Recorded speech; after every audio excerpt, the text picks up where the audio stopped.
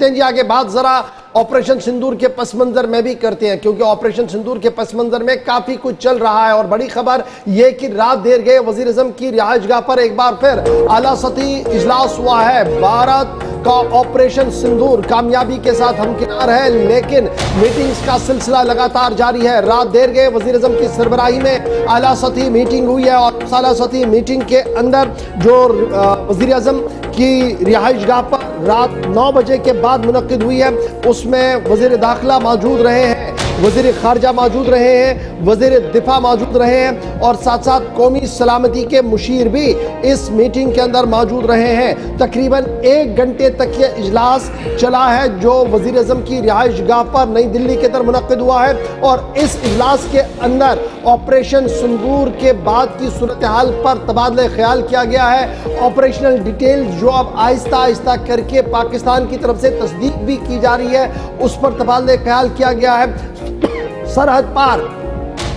جس طریقے کے حالات بنے ہیں، جو فوجی جمع مسلسل بڑھنے کی خبریں سامنے آ رہی ہے، اس پس منظر میں بھی حکمت عملی کو ترتیب دینے کی باتیں جو ہے وہ سامنے رکھی گئی ہے۔ اگرچہ ابتدائی طور پر اس اہم اور با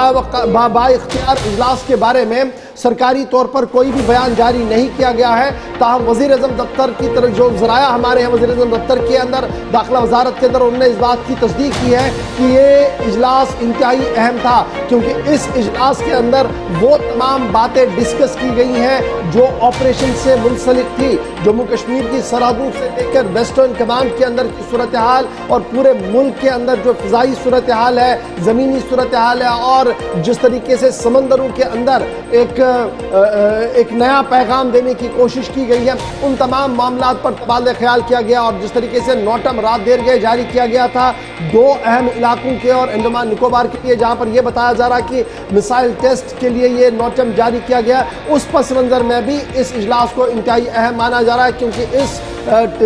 اس ٹیسٹ کے بعد دفاعی